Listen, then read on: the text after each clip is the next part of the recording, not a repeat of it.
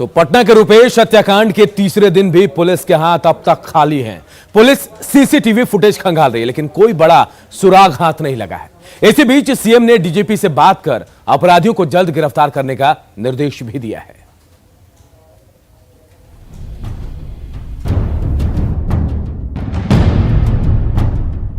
ये वो सीसीटीवी का फुटेज है जो पुलिस को रुपेश के हत्यारों तक पहुंचा सकता है।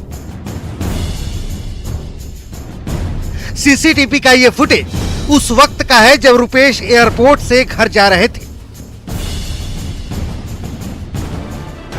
काले रंग की इसी कार में बैठकर रुपेश घर जा रहे थे।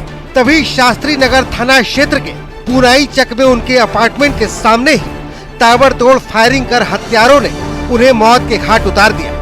सीसीटीवी फुटेज के सहारे पुलिस हत्यारों तक पहुंचने की कोशिश तो कर रही है, लेकिन अभी तक पुख्ता कुछ भी हाथ नहीं लगा है। सीसीटीवी कैमरा में से रिलेटेड बहुत सारी बातें हैं जो शेयर नहीं कर पाएंगे अभी, लेकिन हम लोग क्लू मिला है, हम लोग उस पर सीसीटीवी कैमरा का फुटेज मिला है, आप लोगों को कर रहे हैं काम। आप लोगों को कुछ सुराग मिला है? सुराग मिला है? निश्चित रूप से कुछ है हम लोग के पास क्लू, आगे हम लोग काम कर। क्या पटना एयरपोर्ट पर जांच के लिए अभी पहुंचे हैं आप? अब छानबीन कई जगह हो रही है, हमारी टीम कई जगह काम कर रही है। पुलिस सूत्रों की माने तो रुपेश हत्याकांड में मुंगेर में बनी पिस्टल का इस्तेमाल हुआ था। एयरपोर्ट से लेकर घर तक रुपेश सिंह की रेकी की गई थी। जाहिर है हत्यारों तक पहुंचने के लिए फिलहाल सीसीटीवी ही सबसे बड़ा हथियार है।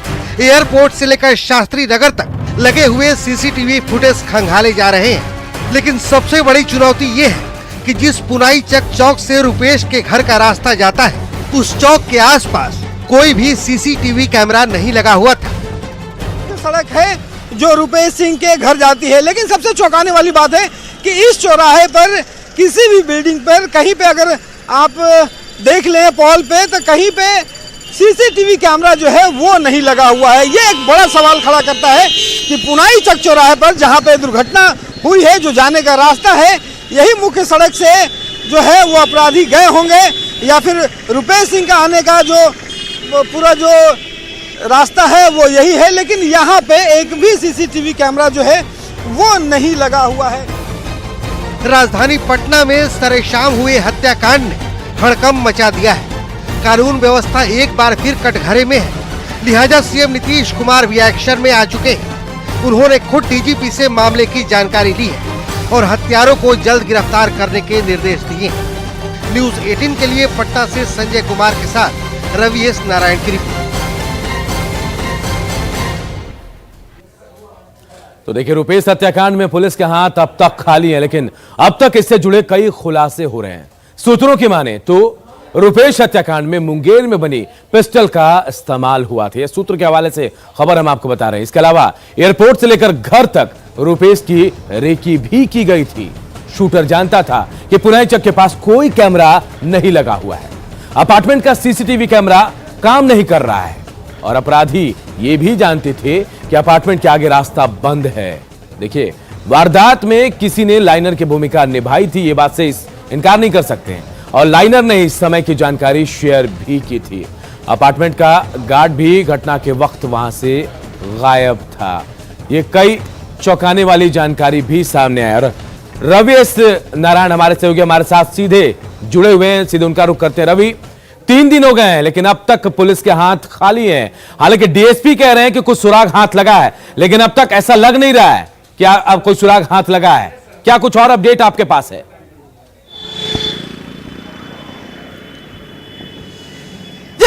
देखिए, पुलिस के तरफ से दावे किए जा रहे हैं कि अहम सुराग जो है वो हाथ लगे हैं, लेकिन उसका नतीजा जो है वो कुछ भी निकलता हुआ दिखाई नहीं पड़ रहा है। अभी तक एक भी किसी भी व्यक्ति की जो है वो गिरफ्तारी नहीं हो पाई है। ये सबसे बड़ा सवाल खड़ा करता है।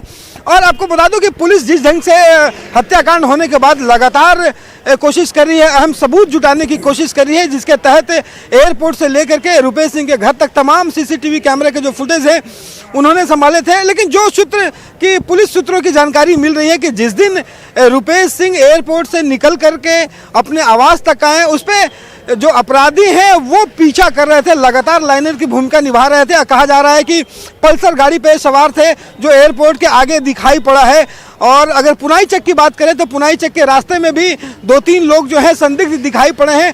चूंकि शाम था, शाम होने के बाद जो है उनके चेहरे का मिलान किया जा रहा है, नंबर स्पष्ट नहीं हो पाए हैं, लेकिन अभी तक किसी की गिरफ्तारी नहीं हो पाई है। अनूप, सबसे बड़ा सवाल है कि देखिए सीसीटीवी कैमरे लगे हैं, वहां से फुटेज साफ नहीं मिल पा रहा है। अभी जहां पे रुपेश सिंह का आवास है उसके ठीक पीछे की सड़क पर हम खड़े हैं। ये पटना दीघा मार्ग है जो कि वहां से रुपेश सिंह के घर से निकल करके सीधे यहां पे पहुंचा जा सकता है। और इस मार्ग से आपको बता दूं, अशोक राजपथ जाना हो, दीघा जाना हो, जेपी सेतु जाना हो, तमाम सारण जिला में घुसना हो, वो एक मेन रास्ता है। हालांकि इस पथ पे कहीं बीच बीच में आपको सीसीटीवी कैमरे जरूर दिखाई पड़ेंगे 1-2 जगहों पे, लेकिन सबसे बड़ा सवाल है कि देखिए यहाँ पे जहाँ पे हम खड़े हैं, यहाँ से एक रास्ता बोरिंग रोड की तरफ जाता है, शिवपुरी जाता है, राजीव नगर की तरफ निकलता है, तमाम जगहों पे यहाँ कई बात सामने आ रही है रुपेश की हत्याकांड को लेकर जुड़ी, और एक बात टेंडर की बात सामने आ रही है। बड़े भाई शायद ठेकेदार हैं और इस वजह को भी खंगाला जा रहा है कि शायद ये वजह हो सकती है, नहीं तो एक स्टेशन मैनेजर को मारने के पीछे क्या वजह हो सकती है?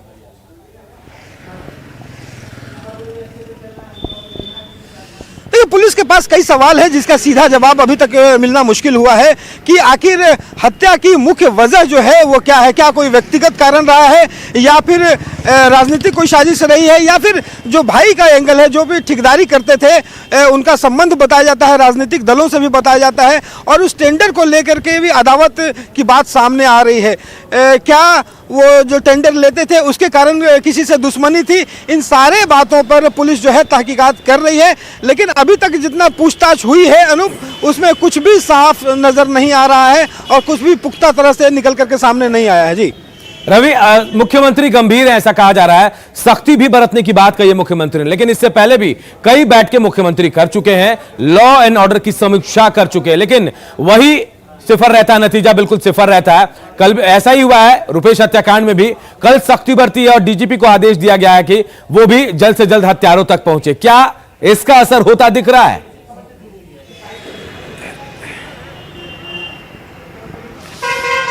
देखिए, बिहार सरकार जीरो टॉलरेंस की बात करती है और जीरो टॉलरेंस पे एक बड़ा सवालिया निशान जरूर खड़ा हुआ है इस हत्याकांड के बाद। पूरे अगर पटना में नहीं, बिहार में सनसनी फैल गई है। और सिर्फ यही नहीं, इससे पहले जो खेमका के हत्याकांड हुआ था, फिर और एक ठेकेदार जो है पुनाई चक में ही, उनकी भी हत्या इसी ढंग से की गई थी जिस ढंग से रुपेश की हत्या की गई है। इसके बाद मुख्यमंत्री ने डीजीपी को बुला करके लताड़ लगाई है और कहा है कि किसी भी कीमत पर नतीजा जल्द से जल्द चाहिए, लेकिन 38 घंटे गुजर गए हैं और अभी तक कोई भी नतीजा जो है वो सामने नहीं आया है। कोई भी अपराधी या संदिग्ध जो है हिरासत में नहीं लिया गया है। तो पुलिस जो है आईबी के साथ, एसटीएफ के साथ जो एसआईटी की टीम गठित हुई है, सब आपस में मिल करके लगातार छापामारी कर रहे हैं, कोशिश कर रहे हैं कि जल्दी से जल्दी जो है वो नतीजा निकाला जाए, लेकिन अभी तक पुलिस के हाथ खाली है। बिल्कुल, चलिए बहुत बहुत शुक्रिया। भले ही लाख दावे कर लिए जाएं, लेकिन उसके बावजूद पुलिस लगता है गंभीर नहीं हो रही, और यही वजह है कि रात के रिपोर्टर में हमने एक रिपोर्ट भी दिखाई जहां पुनाई चक का हाल भी हमारे सहयोगी ने जाना, और यहां भी सुरक्षा भगवान भरोसे ही नजर आए। चलिए बढ़ते आगे। रुपेश हत्याकांड के बाद बिहार सरकार लॉ एंड ऑर्डर के मुद्दे पर घिर गई है। बीजेपी नेता और राज्यसभा सांसद राकेश सिन्हा ने राज्य सरकार से अपील की है कि वो बिहार को जंगल राज की ओर जाने से रोके।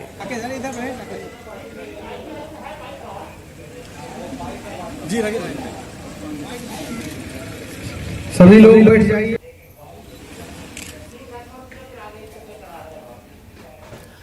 अगली खबर दानापुर से है, जहां नौबतपुर के रमन इलेक्ट्रॉनिक में 2 शातिर चोरों ने हजारों रुपए और एक मोबाइल पर हाथ साफ कर दिया, लेकिन उनकी ये पूरी वारदात सीसीटीवी कैमरे में कैद हो गई। तस्वीरों में आप खुद देख सकते हैं कि किस तरह से हेलमेट पहने ये शातिर चोर दुकानदार को झांसा दे रहा है। उसी दौरान काले जैकेट में एक और युवक जो है दुकान के अंदर घुसता है और मोबाइल लेकर चंपत हो जाता है। वहीं सामने पैसे दे रहे एक युवक अपने साथ एक तौलिया रखे हुए, जिसे घुमाकर वो दुकानदार को झांसा दे रहा है। देखिए किस तरह से तौलिए से कुछ पैसे निकाल लेता और फिर उसमें से कुछ पैसे वो उठाकर दुकानदार को देता है। दुकानदार पहले से ही पैसे गिने हुए थे, इस वजह से वो आसानी से अपने पास उसे रख लेता है, लेकिन इसमें से पैसे गायब होते हैं। सारी करतूत जो है दुकान में लगे सीसीटीवी कैमरे में कैद हो गई है। फिलहाल पुलिस इसी फुटेज के आधार पर इन चोरों की तलाश कर रही है। मैंने बैक करके देखा कैसे वहां से उठा लिया। तो ये सीसीटीवी फुटेज हम आपको दिखा रहे हैं, दानापुर की तस्वीर, जहां पर 2 शातिर चोरों ने हजारों रुपए और मोबाइल फोन पर हाथ साफ कर लिया। लेकिन ये करतूत जो है उनकी, चोरी की करतूत सीसीटीवी कैमरे में पूरी तरह से कैद हो गई। इलेक्ट्रॉनिक दुकान में इन शातिर चोरों ने हाथ साफ किया है। और मुजफ्फरपुर से एक बड़ी खबर इस वक्त आ रही है। मुजफ्फरपुर में खेत में मिले मरे हैं कौवे और कबूतर। जी हां, सरैया और जैतपुर इलाके में मृत पक्षी मिले हैं। पक्षियों की मौत से बर्ड फ्लू की आशंका जताई जा रही है। पशुपालन विभाग ने जांच के लिए इनका सैंपल भी लिया है। तो बड़ी खबर हम आपको बता रहे हैं जो मुजफ्फरपुर से आ रही है। मुजफ्फरपुर के खेतों में मरे हुए कौवे और कबूतर मिले हैं और बर्ड फ्लू की आशंका जताई जा रही है। सरैया और जैतपुर इलाके में मृत पक्षी पाए गए हैं। हालांकि ये कहा जा रहा है कि अब इनके सैंपल को जांच के लिए भेजा गया है। बर्ड फ्लू के शंकाओं से लोग यहां दहशत में हैं। सरैया और जैतपुर इलाके में मृत पक्षी मिले, कौवे और कबूतर मृत पाए गए हैं, जिसके बाद से बर्ड फ्लू की आशंका बढ़ गई है।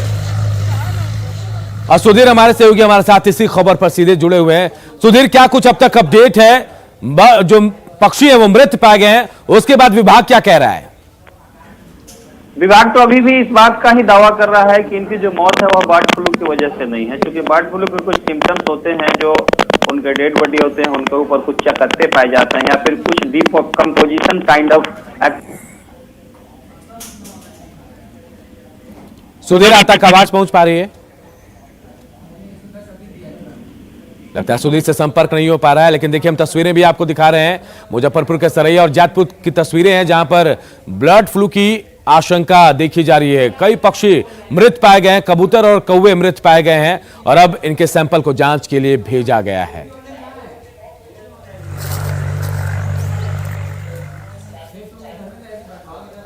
इधर जमुई में अश्लीलता फैलाने का एक वीडियो तेजी से वायरल हो रहा है, जहां मौका तो था श्राद्ध कर्म का, लेकिन डांस ऐसा जिसे देखकर आप खुद शर्म से पानी पानी हो जाएंगे।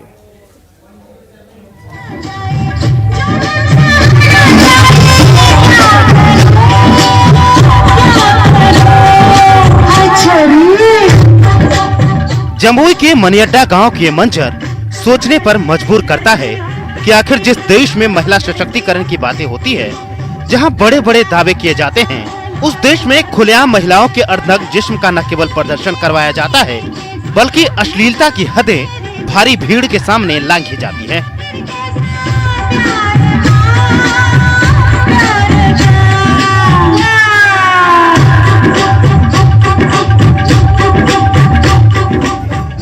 किसी वीर की जयंती हो, कोई धार्मिक समारोह हो या फिर कोई कार्यक्रम,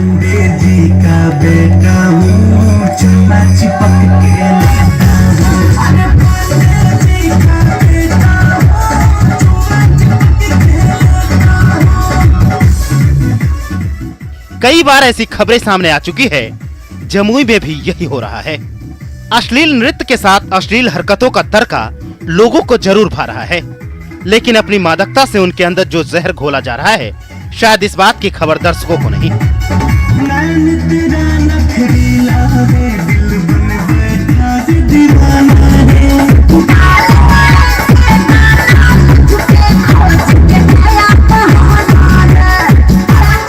ये अश्लीलता श्राद्ध कर्म के नाम पर हो रही है। मनियड्डा गांव के रहने वाले कीरत मंडल का 90 साल की उम्र में निधन हो गया, जिनके श्राद्ध कर्म की ये तस्वीरें हैं। सोशल मीडिया पर यह वीडियो तेजी से वायरल हो रहा है।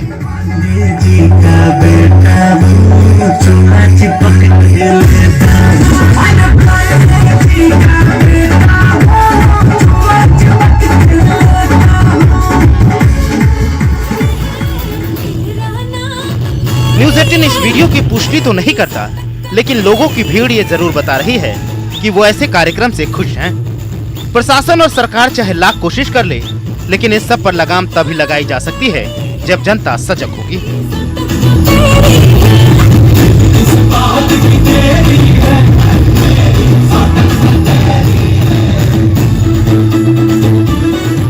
न्यूज़ 18 के लिए जमुई से केसी कुंदन की रिपोर्ट। और अब बात शराब तस्करों के नए कारनामे की। खगड़िया में शराब तस्करी के नए तरीके का खुलासा हुआ है। मोबाइल दुकानदार दिल्ली से कार्टन में कुरियर से शराब मंगवाता था। पुलिस को जब इस बात की सूचना मिली तो दुकानदार के ठिकानों पर छापेमारी की गई और छापेमारी के दौरान 6 कार्टन शराब बरामद हुई। पुलिस ने शराब तस्करी के आरोप में मां और बेटे को गिरफ्तार कर लिया है। इस तस्करी में दुकानदार सोनू का बड़ा भाई भी शामिल है, जो दिल्ली से शराब की खेप खगड़िया भेजता था। तो देखिए खगड़िया की तस्वीर हम आपको दिखा रहे हैं, जहां कोरियर से दवा के नाम पर शराब की डिलीवरी कराई जाती थी और दिल्ली से स्टॉक चलता था जो खगड़िया आता था। हालांकि पुलिस को जब इसकी सूचना मिली, पुलिस ने छापेमारी की और मां बेटे को गिरफ्तार कर लिया है। खबर पटना के बिक्रम से है, जहां नए साल का जश्न समाप्त होते ही शराब कारोबारी होली की तैयारी में जुट गए हैं। शराब की बड़ी बड़ी खेप अलग अलग रास्तों से बिहार लाने में तमाम लोग जुटे हुए हैं। हालांकि शराब कारोबारी डाल तो पुलिस पात चल रही है और यही वजह है कि विक्रम पुलिस ने लगभग 90 लाख की बड़ी खेप को जब्त किया है। थानाध्यक्ष ने बताया कि गुप्त सूचना मिली थी कि शराब की बड़ी खेप आने वाली है और इसके बाद अपने दल बल के साथ खुरैठा गोलंबर के पास वाहन चेकिंग अभियान उन्होंने चलाया और जांच के दौरान 569 कार्टन में लगभग 20,628 बोतल अलग अलग कंपनी के अंग्रेजी ब्रांड की शराब बरामद हुई है। मामले में 2 लोगों को गिरफ्तार भी किया गया है।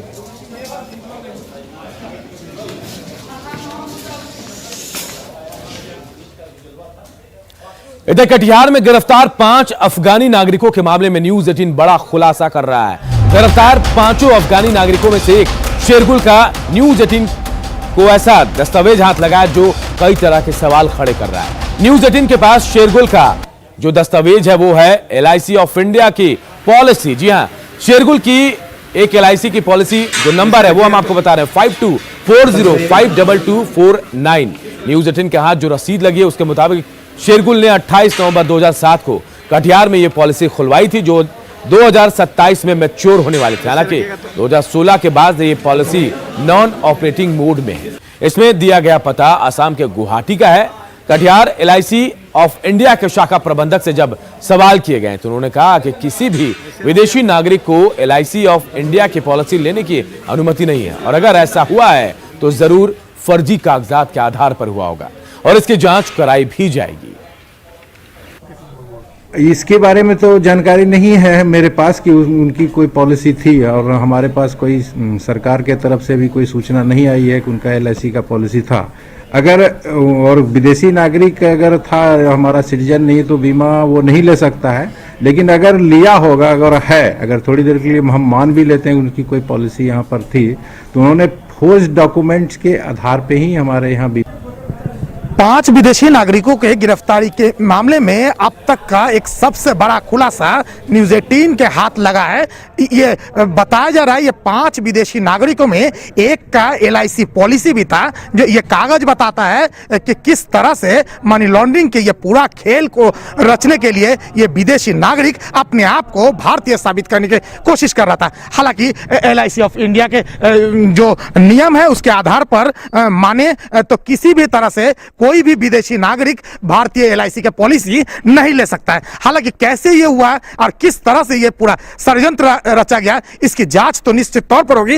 लेकिन एक बड़ा अपडेट यह है कि 1 महीना बीतने के बावजूद अब तक ना तो इन 5 विदेशियों का आश्रय देने वाला गिरफ्तार हुआ है और ना ही और एक जो विदेशी नागरिक अब तक फरार है उसकी गिरफ्तारी कटिहार पुलिस सुनिश्चित कर पाई है। ऐसे में कटिहार पुलिस की कार्यशैली पर सवाल उठना लाजमी है। सुब्रत, न्यूज 18 कटिहार। और इधर कोरोना वैक्सीन की खेप जो है वो नवादा पहुंच चुकी है और नवादा में 9 जगहों पर 16 जनवरी से वैक्सीनेशन का काम शुरू होगा। यहां ICMR के निर्देशों के तहत टीकाकरण होगा। यहां टीकाकरण की तैयारी का जायजा लिया हमारे सहयोगी अनिल विशाल ने। जिस वक्त का लोगों का इंतजार था वह घड़ी अब आ गई है, क्योंकि नवादा में भी कोरोना वैक्सीन की एंट्री हो गई है। सीरम इंस्टीट्यूट ऑफ इंडिया के अप्रूवल के बाद कोरोना वैक्सीन के इमरजेंसी यूज के लिए जो अप्रूवल मिला है उसके बाद देश के अलग अलग जगहों से वैक्सीन को भेजा जा रहा है और नवादा में भी वैक्सीन का आगमन हो चुका है। बिहार शरीफ के रीजनल इंस्टीट्यूट से नवादा में वैक्सीन की पहली खेप लाई जा चुकी है और पहले खेप में कुल 1056 वायल्स लाए गए हैं, जहां कुल 10,560 लोगों को वैक्सीन दिया जाना है। और इसके लिए सदर अस्पताल में जो कोल्ड चेन बनाया गया है उसमें वैक्सीन को रखे जाने की प्रक्रिया शुरू हो गई है। सदर अस्पताल प्रबंधन के अनुसार पहले फेज में सभी हेल्थ वर्करों को कुल 9 सेंटरों पे इसका वैक्सीनेशन होना है। प्रत्येक सेंटर पे 100 लोगों को वैक्सीन दिया जाना है। ये आया नालंदा से ही, रीजनल वैक्सीन स्टोर नालंदा से आया है। और वहाँ से हम लोग पुलिस स्कॉट में लाए। क्या ये आइस बॉक्स में उसमें अभी हम लोग का ILR हाँ कोल्ड बॉक्स में अभी हम लोग का ILR हो रहा है एक्टिव, तो उसमें रखा जाएगा। उसमें टोटल फाइल की गिनती किया जाए तो 1056 फाइल हुआ और ऐसे हो गया 10,560 डोज है। तो 16 जनवरी को अब इंतजार है कि जिले के 9 केंद्रों पर वैक्सीनेशन दिया जाएगा। अनिल विशाल, न्यूज़ 18 नवादा। और कोरोना वैक्सीन की पहली खेप सहरसा भी पहुंच चुकी है, जिसे सिविल सर्जन के नेतृत्व में सदर अस्पताल परिसर में WYC में सुरक्षित रखने की प्रक्रिया में रखी गई। वहीं सहरसा से ही सुपौल और मधेपुरा को भी कोरोना वैक्सीन की खेप भेजी जाएगी। Civil surgeon doctor Avdhesh Kumar ने बताया कि प्रथम चरण में आगामी 16 जनवरी से कोरोना वैक्सीन को लगाया जाना तय है। सहरसा जिले में कुल 10,260 लोगों को वैक्सीन लगाने की बात उन्होंने कही है। ये पहले से प्रथम चरण का कोविड-19 का टीकाकरण 16 तारीख से शुरू होने वाला है, जिसके लिए वैक्सीन की पहली खेप आई है।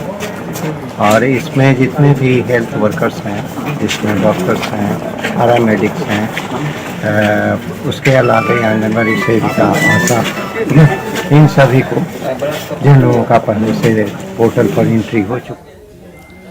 और अपना बिहार के इस बुलेटिन में इतना ही, लेकिन खबरें लगातार जारी है। देखते रहिए न्यूज़ 18 बिहार झारखंड।